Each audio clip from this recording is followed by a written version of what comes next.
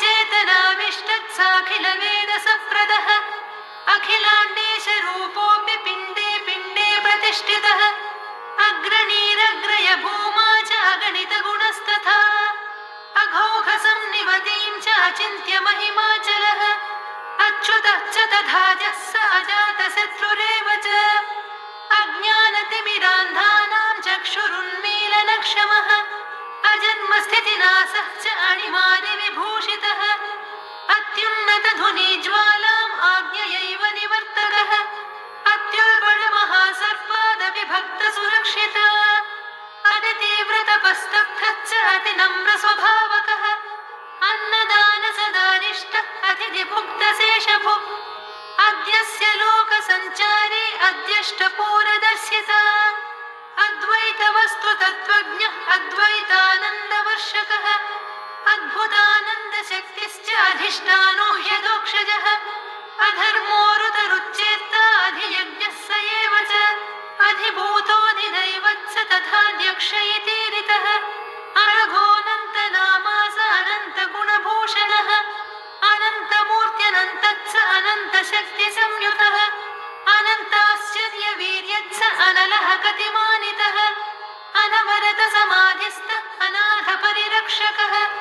अनन्यप्रेमसंहृष्टगुरुपादविलीनऋत् अनाद्यताष्टसिद्धित्स अनामयपदप्रदः अनादिमत्परब्रह्म अनाहतदिवाकरः अनिर्देश्य वपुच्चैष अनिमेषेक्षितप्रजः अनुग्रहार्थमूर्तित्स अनुवर्तितवेङ्कुशः अनेकजन्मवृत्तान्तं सविस्तारमुदीरयन् अनेकदिव्यमूर्तित्स अनेकाद्भुतदर्शनः अनेकजन्मजं पापं स्मृतिमात्रेण हारकः अनेकजन्मसम्प्राप्तकर्मबन्धविदारणः अनेकजन्मसंसिद्धशक्तिज्ञानस्वरूपवान् अन्तर्बहिश्च सर्वत्र व्याप्ताखिलचराचरः अन्तःहृदय आकाश अन्तकालेऽपि रक्षकः अन्तर्याम्यन्तरात्मा हि अन्नवस्त्रेप्सितप्रदः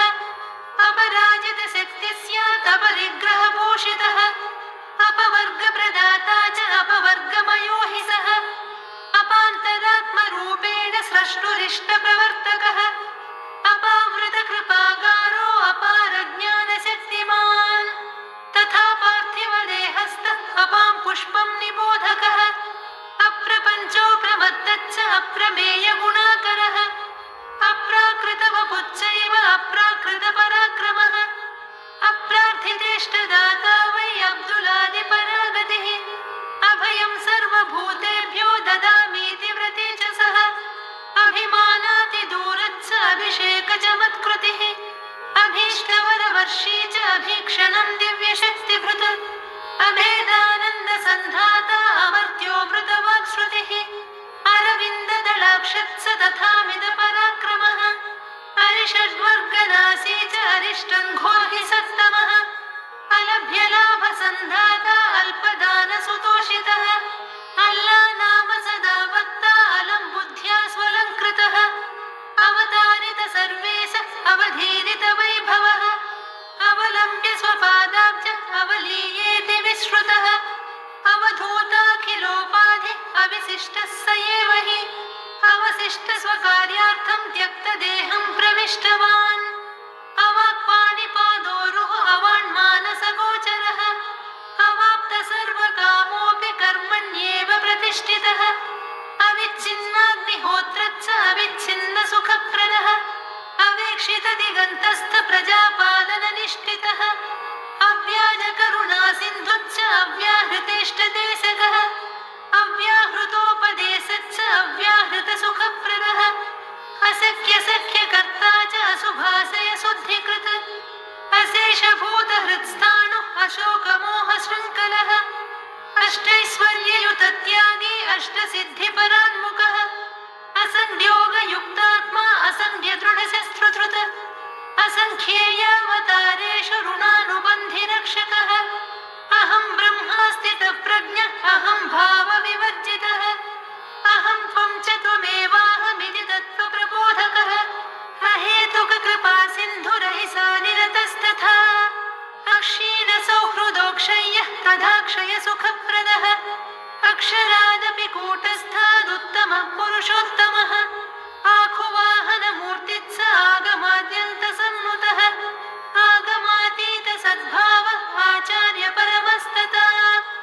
आत्मानुभव सन्तुष्टो आत्मविद्या विशारदः आत्मानन्द प्रकाशत् स आत्मैव परमात्मधृक्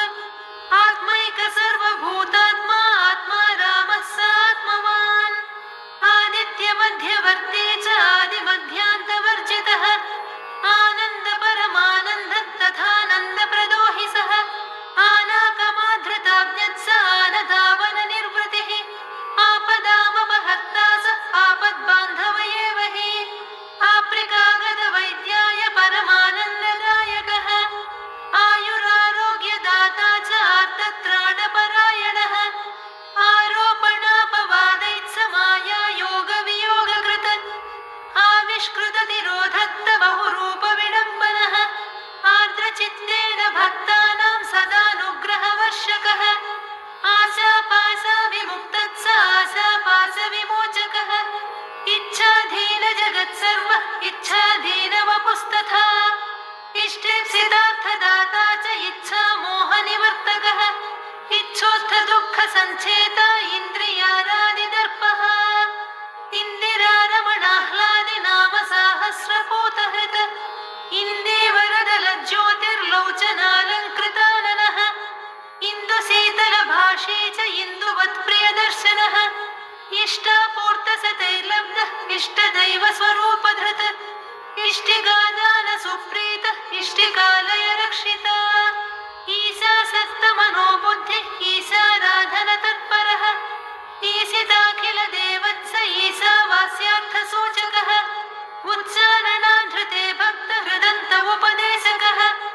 उत्तमप्रेममार्गे च उत्तमोत्तानकर्मकृत् उदासीनवदासीनः उद्घरामीत्युदीरकः उद्धवाय मया प्रोक्तं भागवतमिति ब्रुवन् उन्मत्तक्ष्वाभिगोप्ता च उन्मत्तवेषनामधृत् उपद्रवनिवारे च उपांशुजपबोधकः उमेशवेशयुक्तात्मा ऊर्जितभक्तिलक्षणः ऊर्जितवाक्प्रदाता च ऊर्ध्वरेतास्तथैव च ऊर्ध्वमूलमधस्याखमक्ष्वत्थं भस्मसात्करः ऊर्ध्वगतिविधाता च ऊर्ध्वबद्धुद्विकेतनः ऋजुक्ष्वर्तभरप्रज्ञः ऋणक्लिष्टधनप्रदः ऋणानुबन्धजन्तूनां ऋणमुक्त्यै फलप्रदः एकाकी चैकभक्तिः स एकवाक्काय मानसः एकादस्यां स्वभक्तानां स्वतनोः कृतनिष्कृतिः एकाक्षरपरज्ञानी एकात्मा सर्वदेशदृक् एकेक्ष्वरप्रतीतिः स एकरीत्या धृताखिलः ऐक्यानन्दगतद्वन्द्वः ऐक्यानन्दविधायकः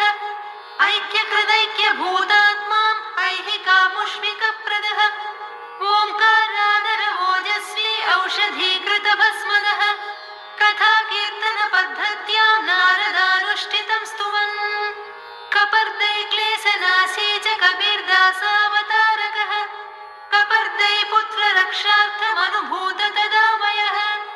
कमलाश्लिष्टपादाब्जः कमलायतलोचनः कन्दर्पदर्पविध्वंसी कमनीयकुणालयः कर्ता कर्तान्यथा कर्ता कर्मयुक्तोऽप्यकर्मकृत् कर्मकृत्कर्मनिर्मुक्तः कर्मा कर्मविचक्षणः कर्मबीजक्षयं कर्ता कर्मनिर्मूलनक्षमः कर्मव्याधिव्यपोही च कर्मबन्धविनाशकः कलिमलापहारी च कलौ प्रत्यक्षदैवतम् कलियुगावतारश्च कल्युत्थभयभञ्जनः कल्याणानन्तनामा च कल्याणगुणभूषणः कविदासगणुत्राता कष्टनाशकरौषधम्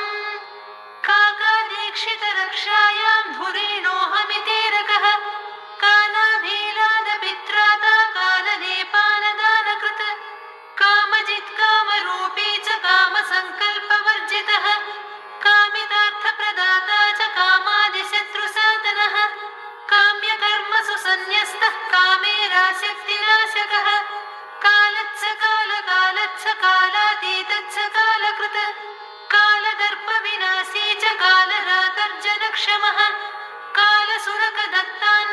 परं हरेदिति ब्रुवन् कालाग्निसदृशक्रोधः काशी रामासुरक्षकः कीर्तिव्याप्तदिगन्तत्स कुप्नीवीतकलेबरः कुम्भारग्निशिशोस्त्राता कुष्ठरोगनिवारकः कूटस्तत्स कृतघ्नत्स कृत्स्नक्षेत्रप्रकाशकः कुत्स्नज्ञत्स कृपापूर्णः कृपया पालितार्भकः कृष्णराम शिवात्रेय मारुत्यादिस्वरूपधृत् केवलात्मानुभूतित्स कैवल्यपदनायकः कोविदः कोमलाङ्गत्स कोपव्याज शुभप्रदः कोऽहमिति दिवानक्तं विचारमनुशासकः क्लिष्टरक्षाधुरीणत्स क्रोधजित्क्लेशनाशनः गगनसौक्ष्म्यविस्तारः गम्भीरमधुरस्वरः गङ्गातीरनिवासी च गङ्गोत्पत्तिपदाम्बुजः गङ्गागीरिविख्यात यतिश्रेष्ठेन संस्तुतः गन्धपुष्पाक्षतैः पूज्य गतिविद्गतिसूचकः गह्वरेष्ठपुराणत्स गर्वमात्सर्यवर्जितः गाननृत्यविनोदत्स गालवन्कर्वरप्रदः गिरीशसदृशत्यागी गीताचार्यः स एव हि गीताद्भुतार्थवक्ता च गीतारहस्यसम्प्रदः गीताज्ञानमयच्छासौ गीतापूर्णोपदेशकः गुणातीतो गुणात्मा च गुणदोषविवर्जितः गुणागुणेषु वर्तन्ते इत्यनासक्तिसुस्थिरः गुप्तो गुहाहितो गूढो गुप्तसर्वनिबोधकः गुर्वङ्घ्रितीव्रभक्तिस्वेत्तदेवालमितीरयन् गुरुर्गुरुतमो गुह्यो गुरुपादपरायणः गुर्वी साङ्घ्रि सदा ध्याता गुरुसन्तोषवर्धनः गुरुप्रेमसमालब्ध परिपूर्णस्वरूपवान् गुरूपासन संसिद्ध गुरुमार्गप्रवर्तकः गुर्वात्मदेवता बुद्ध्या ब्रह्मानन्दमयस्तथा गुरोः समाधिपार्श्वस्थ निम्बच्छायानिवासकृत् गुरुवेङ्कुशसम्प्राप्तवस्त्रेष्ठिका सदा धृतः गुरुपरम्परादिष्ट सर्वत्यागपरायणः गुरुपरम्परा प्राप्त सच्चिदानन्दमूर्तिमान् गृहहीन महाराजो गृहमेधिपराश्रयः गोपीं स्त्राता यथा कृष्णः तथा नाच्ने कुलावनः गोपालगुण्डुरायादिपुत्रपौत्रादिवर्धनः गोष्पदीकृतकष्टाब्धिर्गोदावरितटागतः चतुर्भुजच्चतुर्बाहुनिवारितसङ्कटः चमत्कारैरसङ्क्लिष्टैर्भक्तिज्ञानविवर्धनः चन्दनालेपरुष्टानां दुष्टानां घर्षणक्षमः चन्दोर्करादिभक्तानां सदा पालननिष्ठितः चराचरपरिव्याप्तः चर्मदाहेऽप्यविक्रियः चान्भायाख्यपटेलर्थं चमत्कारसहायकृत् चिन्तामग्नहरित्राणे तस्य सर्वभरं वहः चित्रातिचित्रचारित्रचिन्मयानन्द एव हि चिरवासकृतैर्बन्धैः शिर्डी ग्राम पुनर्गतः चोराध्याहृतवस्तूनि दत्तान्येवेति हर्षितः छिन्न संशय एवासौ छिन्न संसारबन्धनः जगत्पिता जगन्माता जगत्त्राता जगद्धितः जगत्स्रष्टा जगत्साक्षी जगद्व्यापी जगद्गुरुः जगत्प्रभुर्जगन्नाथो जगदेकदिवाकरः जगन्मोहचमत्कार जगन्नाटकसूत्रधृत जगन्मङ्गलकर्ता च जगन्मायेति बोधकः जडोन्मत्तपिशाचाभोऽप्यन्तः सच्चित्सुखस्थितः जन्मबन्धविनिर्मुक्तः जन्मसाफल्यमन्त्रदः जन्मजन्मान्तरज्ञत्स जन्मनाशरहस्यवित् जनजल्पमनादृत्य जपसिद्धमहाद्युतिः जप्तनामसु सन्तुष्ट हरिप्रत्यक्षभावितः जपप्रेरितभक्तत्स जप्यनामाजनेश्वरः जलहीनस्थले खिन्नभक्तार्थं जलसृष्टिकृत जवलालीति मौलाना सेवने क्लिष्टमानसः जातग्रामात् गुरोर्ग्रामं तस्मात् पूर्वस्थलं व्रजन् जात्या भेदो मताद्भेद इति भेदतिरस्कृतिः जातिविद्याधनैश्चापि हीनानार्द्रहृदावनः जाम्बूनदपरित्यागी जागरूकावितप्रजः जायापत्यगृहक्षेत्र स्वजन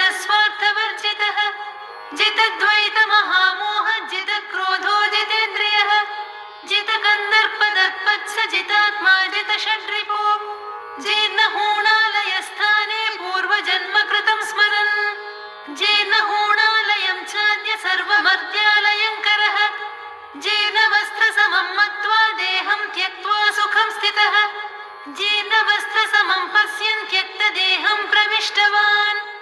जीवन्मुक्तः स जीवानां मुक्तिसद्गतिदायकः ज्योतिःशास्त्ररहस्यज्ञः ज्योतिर्ज्ञानप्रदस्तथा जोक्ष सूर्यं दृशा पश्यन् ज्ञानभास्करमूर्तिमान् ज्ञात सर्वरहस्यच्च ज्ञात ब्रह्मविदुत्तमः ज्ञानभक्तिप्रदत्सासौ ज्ञानविज्ञाननिश्चयः ज्ञानशक्तिसमारूढ ज्ञानयोगव्यवस्थितः ज्ञानाग्निदग्धकर्मा च ज्ञाननिर्धूतकल्मषः ज्ञानवैराग्यसन्धाता ज्ञानसञ्छिन्नसंशयः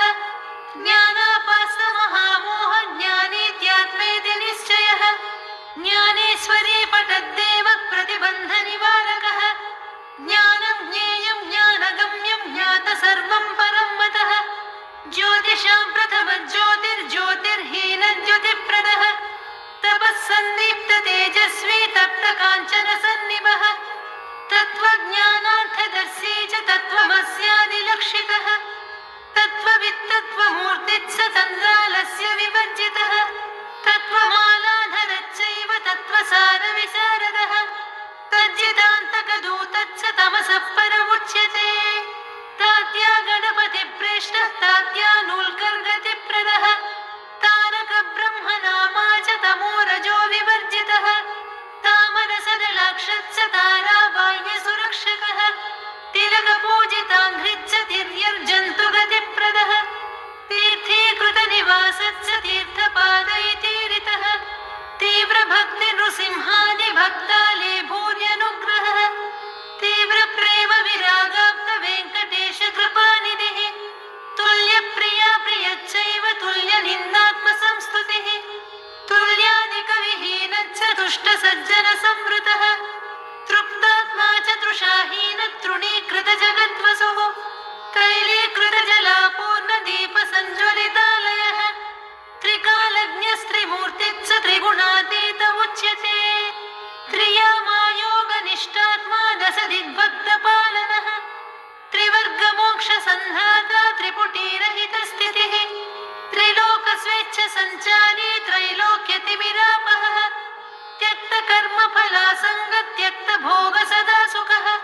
त्यक्तदेहात्मबुद्धिच्च त्यक्तसर्वपरिग्रहः त्यक्त्वा मायामयं सर्वं स्वे महिम्नि सदा स्थितः दण्डधृद्दण्डनाथानां दुष्टवृत्तेर्निवर्तकः दम्भदर्पादिदूरच्च दक्षिणामूर्तिरेव सः दक्षिणादानकर्तुभ्यो दशधा प्रतिदायकः दक्षिणाप्रार्थनद्वारा शुभकृत्तत्वबोधकः दयापरो दया सिन्धुर्दत्तात्रेयः स एव हि दरिद्रोऽयं धनी वेति भेदाचारविवर्जितः दहराकाशभानुच्च दग्धहस्तार्भगाचनः दारिद्र्यदुःखभीतिघ्नो दामोदरवरप्रदः दानसौण्डस्तथा दान्तदानैचान्यान् वशं नयन् दानमार्गस्खलत्पादनानाचान्दोर्करावनः दिव्यज्ञानप्रदच्चासौ दिव्यमङ्गलविग्रहः दीने दयापरच्चासौ दीर्घदृग्दीनवत्सलः दुष्टानां दमने शक्तः दुराधर्षतपोबलः दुर्भिक्षेप्यन्नदाता स दुरदृष्टविनाशकृत् दुःखशोकभयद्वेषमोहाद्यशुभनाशकः दुष्टनिग्रहशिष्टानुग्रहरूपमहाव्रतः दुष्टमूर्खजडादीनामप्रकाशस्वरूपवान् दुष्टजन्तुपरित्राता दूरवर्ति समस्तदृक् दृश्यं नश्यं न विश्वास्यमिति बुद्धिप्रबोधकः दृश्यं सर्वं हि चैतन्यमित्यानन्दप्रतिष्ठितः देहे विगलितासत्स देहयात्रार्थमन्नभुक् देहो गेहस्ततो मान्तु निन्ये गुरुरितीरकः देहात्मबुद्धिहीनच्च देहमोहप्रभञ्जनः देहो देवालयस्तस्मिन् देवं पश्येत्युदीरयन् देवी सम्पत्प्रपूर्णच्च देशोद्धारसहायकः द्वन्द्वमोहविनिर्मुक्तः द्वन्द्वातीतविमत्सरः द्वारकामायि वासी च द्वेषद्रोहविवर्जितः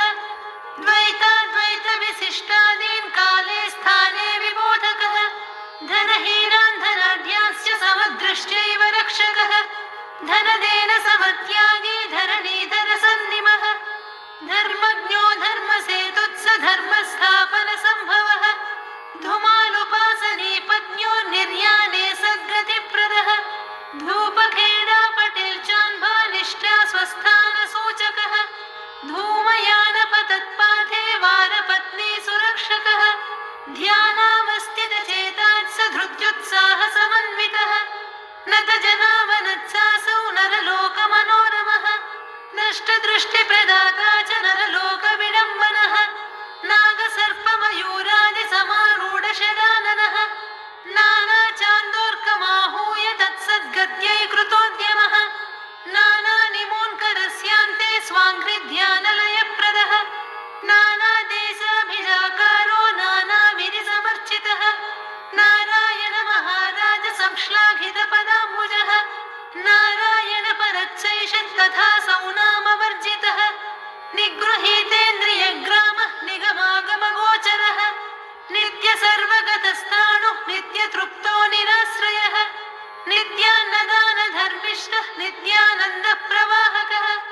नित्यमङ्गलधामा च नित्याग्निहोत्रवर्धनः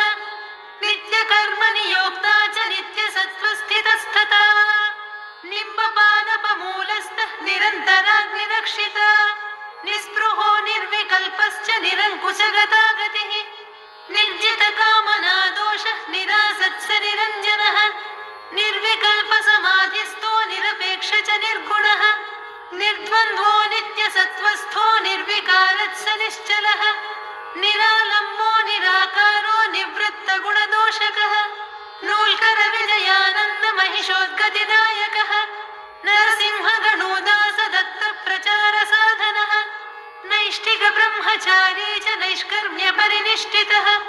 पण्डरी पाण्डुरङ्गाख्य पटेल तात्याजिमातुलः पतितपावनत्सासौ पत्री ग्रामसमुद्भवः पदविसृष्टगङ्गाम्बः पदाम्बुजनतावनः परब्रह्मस्वरूपी च परमकरुणालयः परतत्त्वप्रदीपत्स परमार्थनिवेदकः परमानन्दनिस्यन्दः परञ्ज्योतिः परात्परः परमेष्टि परन्धामा परमेश्वर एव सः परमसद्गुरुच्चासौ परमाचार्य उच्यते परधर्मभयाद्भक्ता स्वे स्वे धर्मे नियोजकः परार्थैकान्तसम्भूतिः परमात्मा परागतिः पापतापौघसंहारी पामरव्याजपण्डितः पापाद्रासं समाकृष्य पुण्यमार्गे प्रवर्तकः पिपीलिकामुखान्नादः पिशाचेष्वप्यवस्थितः पुत्रकामेष्टियागादे हृते सन्तानवर्धनः पुनरुज्जीवितप्रेतः पुनरावृत्तिनाशकः पुनः पुनरिहागम्य भक्तेभ्यः सद्गतिप्रदः पुण्डरीकायताक्षत्स पुण्यश्रवणकीर्तनः पुरन्धरादिभक्ताग्र्यपरित्राणधुरन्धरः पुराणपुरुषत्सासौ पुरीशः पुरुषोत्तमः पूजापराङ्मुखः पूर्णः पूर्णवैराग्यशोभितः पूर्णानन्दस्वरूपी च तथा पूर्णकृपानिधिः पूर्णचन्द्रसमाह्लादी पूर्णकामत्स पूर्वजः प्रणतपालनोद्युक्तः प्रणतार्तिहरस्तथा प्रत्यक्षदेवतामूर्तिः प्रत्यगात्मनिदर्शकः प्रपन्नपारिजातत्स प्रपन्नानां परा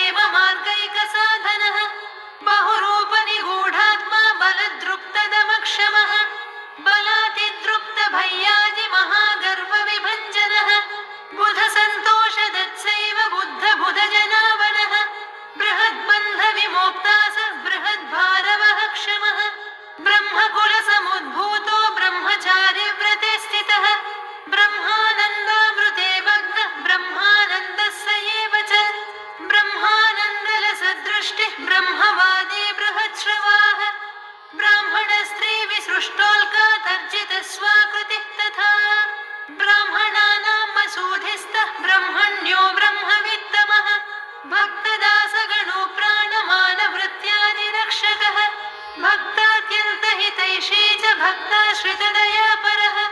भक्तार्थं धृतदेहः स भक्तार्थं दग्धहस्तकः भक्तपरागतिच्छासो भक्तवत्सल एव च भक्तमानसवासी च भक्तादिसुलभस्तथा भक्तभवाब्धिबोधत्स भगवान् भजतां सुहृत् भक्तसर्वस्वहारी स्यात् भक्तानुग्रहकातरः भक्तरास्यादि सर्वैषाममोधाभयसम्प्रदः भक्तावनसमर्थत्स भक्तावनधुरन्धरः भक्तभावपराधीनः भक्तात्यन्तहितौषधम् भक्तावनप्रतिज्ञत्स भजतामिष्टकामधुक् भक्तहृत्पद्मवासी स्यात् भक्तिमार्गप्रदर्शकः भक्ताशयविहारी च भक्तसर्वमलापहः भक्तबोधैकनिष्ठत्स भक्तानां सद्गतिप्रदः भद्रमार्गप्रदर्शी स्यात् भद्रं भद्रमिति ब्रुवन् भद्रश्रवात्स भन्नूमाय साध्वी महितशासनः भयसन्त्रस्तकापर्दे मोघा भयवरप्रदः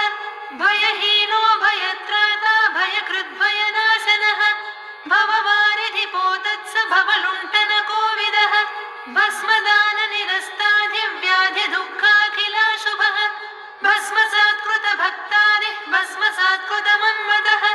भस्मपूतमसूधिस्तः भस्मदग्धाखिलामयः भागोजीकुष्ठरोगग्नः भाषाखिलसुवेदिता भाष्यकृद्भावगम्यत्स भारसर्वपरिग्रहः भागवतप्रदानत्स तथा भागवतोत्तमः भिल्लरूपेण दत्तां भक्भिक्षान्नदानशेषभुक् भिक्षाधर्ममहाराजो भिक्ष्वौघदत्तभोजनः भीमाजेक्षयपापग्नस्तथा भीमबलान्वितः भीतानां भीतिनाशी च तथा भीषणभीषणः भाटे द्वेषं समाकृष्य भक्तिं तस्मै प्रदत्तवान् भागवतसहायत्स भावनाशून्यतः सुखी भीषाचालितसूर्याग्निमघवन्मृत्युमारुतः भुक्तिमुक्तिप्रदातासौ भुजगात्रक्षितप्रजः भुजङ्गरूपमाविश्य सहस्रजनपूजितः भुक्त्वा भोजनदातॄणां दग्धप्रागुत्तराशुभः भूटिद्वारगृहं बद्ध्वा कृतसर्वमदालयः भूभृत्समोपकारी च भूमासौ भूषयस्तथा भूतशरण्यभूतत्स भूतात्मा भूतभावनः भूतप्रेतपिशाचादीन् धर्ममार्गे नियोजयन् भृत्यस्य भृत्यसेवाकृद् भृत्यभारवहस्तथा भेकं दत्तवरं स्मृत्वा सर्पास्यादपि रक्षकः भोगैश्वर्येष्वसक्तात्मा भैषज्येभिषजाम्बरः मर्करूपेण भक्तस्य रक्षणे तत्सुताडितः मन्त्रघोषमसूधिस्थो मताभिमानवर्जितः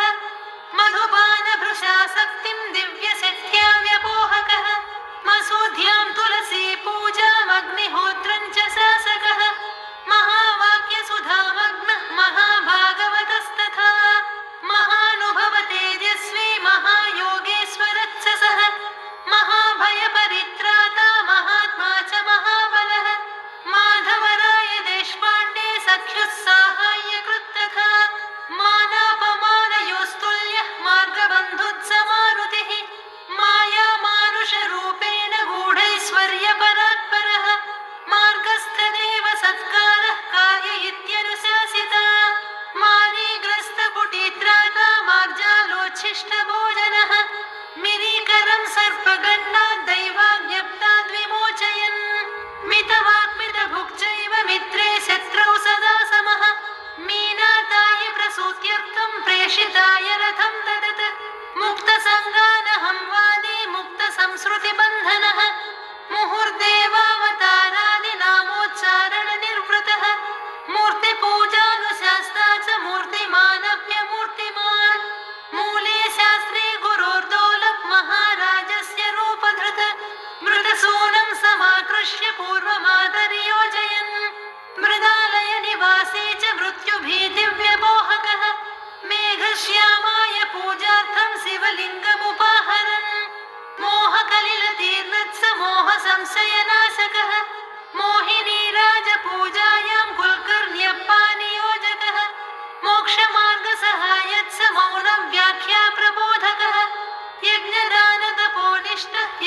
मिष्टान्न भोजनः यर्तेन्द्रियमनो बुद्धिः यदि धर्मसुपालकः यतो वाचो निवर्तन्ते तदानन्द सुनिष्ठितः यत्नातिशय सेवाप्त गुरुपूर्णकृपाबलः यथेच्छ सूक्ष्म सञ्चारी यथेष्टदान धर्मकृत यन्त्रारूढं जगत्सर्वं मायया भ्रामयत् प्रभुः यमकिङ्कर सन्त्रस्त सामन्तस्य सहायकृत यमदूत परिक्लिष्ट पुरन्धरे सुरक्षकः यमभीति विनाशे च यमनालय भूषणः यशसापि महाराज यशः पूरित भारतः यक्षरक्षः पिशाचानां सान्निध्यादेव नाशकः युक्तभोजन निद्रित्स युगान्तर चरित्रवित् योगशक्तिजितस्वप्नः योगमाया समावृतः योगवीक्षण सन्दत्त परमानन्दमूर्तिमान् योगि हृद्यानगम्यत्स योगक्षेमवहत्तथा रथस्थरजतास्वेषु हृतेष्वम्लानमानसः रसत्सरससारज्ञः रसनारसजित्ससः रसोऽप्यस्य परं दृष्ट्वा निवर्तितमहायशः रक्षणात् पोषणात् सर्वपितृमातृगुरुप्रभुः रागद्वेषवियुक्तात्मा राकाचन्द्रसमाननः राजीवलोचनत्सैषः राजभिष्माभिवन्दितः रामभक्तिप्रपूर्णत्स रामरूपप्रदर्शकः रामसारूप्यलब्धा च रामसायेति विश्रुतः रामदूतमयत्सासौ राममन्त्रोपदेशकः राममूर्त्यादिसङ्कर्ता रासने कुलवर्धनः रुद्रतुल्यप्रकोपत्स रुद्रकोपदमक्षमः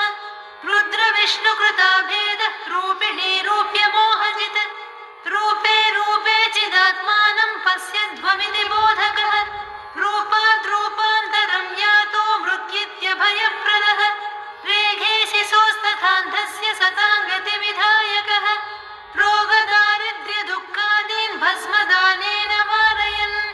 रोदनाद्रवचित्तत्स रोमहर्षदवाकृतिः लघ्वासी लघुनिद्रत्स लब्धा स्वग्रामणि स्तुतः लघुडोद्धृतरोहिल्ला स्तम्भनादर्पनाशकः ललिताद्भुतचारित्रः लक्ष्मीनारायणस्तथा लीलामानुषदेहस्थो लीलामानुषकर्मकृत लेले शास्त्रे श्रुतिप्रीत्या मसूधी वेदघोषणः लोकाभिरामो लोकेशः लोलुपत्वविवर्जितः लोकेषु विहरं स्वापि सच्चिदानन्दसंस्थितः लोणीवाण्यां गणोदासं महापायाद्विमोचकः वस्त्रवद्वपुरुद्वीक्ष्य स्वेच्छात्थक्तकलेबरः वस्त्रवद्देहमुत्सृज्य पुनर्देहं प्रविष्टवान् वन्ध्यादोषविमुक्तर्थे तत्त्वस्त्रे नालिकेलदः वासुदेवैकसन्तुष्टिः वादद्वेषमदाप्रियः विद्याविनयसम्पन्नो विधेयात्मा च वीर्यवान् विविक्तदेशसेवी च विश्वभावनभावितः विश्वमङ्गलमाङ्गल्यो विषयात् संहृतेन्द्रियः वीतरागभयक्रोधः वृद्धान्धेक्षणसम्प्रदः वेदन्ताम्बुजसूर्यत्स वेदीस्थाग्निविवर्धनः वैराग्यपूर्णचारित्रः वैकुण्ठप्रियकर्मकृत वैहायसगतिच्चासौ व्यामोहप्रसमौषधम् शत्रुच्छेदैकमन्त्रं स शरणागतवत्सलः शरणागतभीमाजिस्वान्धभेकादिरक्षकः शरीरस्था शरीरस्थः शरीरानेकसंहृतः शश्वत्परार्थसर्वेह शारीरकर्म केवलः शाश्वतधर्मगोप्ता च शान्तिदान्तिविभूषितः शिरस्तम्भितगङ्गाम्बः शान्ताकारस्य एव च शिष्टधर्ममनुप्राप्य मौलानापादसेवकः शिवदः शिवरूपत्स शिवशक्तियुतच्च सः सिरियानसुतोद्वाहं यथोक्तं परिपूरयन् शीतोष्णसुखदुःखेषु समः शीतलमक्सुदः शीर्णीन्यस्तगुरोर्देहः शीर्णीत्यक्तकलेबरः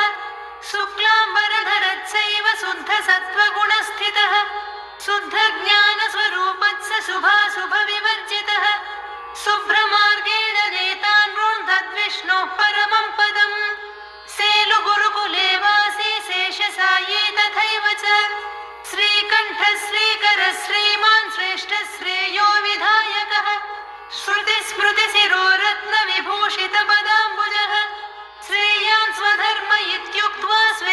धर्मे नियोजकः सखा राम स शिष्यत् स सकलाश्रितकामधुक् सगुणो निर्गुणत्सैव सच्चिदानन्दमूर्तिमान् सज्जनमानसव्योम राजमानसुधाकरः सत्कर्मनिरतत्सासौ सत्सन्तानवरप्रदः सत्यव्रतच्च सत्यञ्च सत्सुलभोऽन्यदुर्लभः सत्यवाक् सत्यसङ्कल्पः सत्यधर्मपरायणः सत्यपराक्रमत्सासौ सत्यद्रष्टा सनातनः सत्यनारायणत्सासौ सत्यतत्त्वप्रबोधकः सत्पुरुषः सदाचारः सदा परहिते रतः सदा क्षिप्तनिजानन्दः सदानन्दः स सद्गुरुः सदा जनहितोद्युक्तः सदात्मा च सदाशिवः सदार्द्रचित्तः सद्रूपी सदा श्रयः सदा जितः सन्न्यासयोगयुक्तात्मा सन्मार्गस्थापनव्रतः सबीजं फलमादाय निर्बीजं परिणामकः समदुःखसुखस्वस्थः समलोष्टास्मकाञ्चनः समर्थसद्गुरुश्रेष्ठः समानरहितच्च सः समाश्रितजगत्राणव्रतपालनतत्परः समुद्रसमगाम्भीर्यः सङ्कल्परहितच्च सः संसारतापहार्यङ्घ्रिः तथा संसारवर्जितः संसारोद्धारनामा च सरोजदलकोमलः सर्पादिभयहारी सर्परूपेऽप्यवस्थितः सर्वकर्मफलत्यागी सर्वत्र समवस्थितः सर्वतः पाणिपादत्स सर्वतोक्षिशिरोमुखः सर्वतः श्रुतिमन्मूर्तिः सर्वमावृत्य संस्थितः सर्वधर्मसमत्राता सर्वधर्मसुपूजितः सर्वधर्मान् परित्यज्य गुर्वीशं शरणं गतः सर्वधी साक्षिभूतत्स सर्वनामाभिसूचितः सर्वभूतान्तरात्मा स सर्वभूताशयस्थितः सर्वभूताधिवासत्स सर्वभूतहिते रतः सर्वभूतात्मभूतात्मा सर्वभूतसुहृच्च सः सर्वभूतनिसोन्निद्रः सर्वभूतसमादृतः सर्वज्ञः सर्ववित् सर्वः सर्वमतसुसम्मतः सर्वब्रह्ममयं द्रष्टा सर्वशक्त्युपबृंहितः सर्वसङ्कल्पसन्न्यासी तथा सङ्गविवर्जितः सर्वलोकशरण्यच्च सर्वलोकमहेश्वरः सर्वेशः सर्वरूपी च सर्वशत्रुनिबर्हणः सर्वैश्वर्यैकमन्त्रं च सर्वेप्सितफलप्रदः सर्वोपकारकारी च सर्वोपास्यपदाम्बुजः सहस्रशीर्षमूर्तिः स सहस्राक्षः सहस्रपात्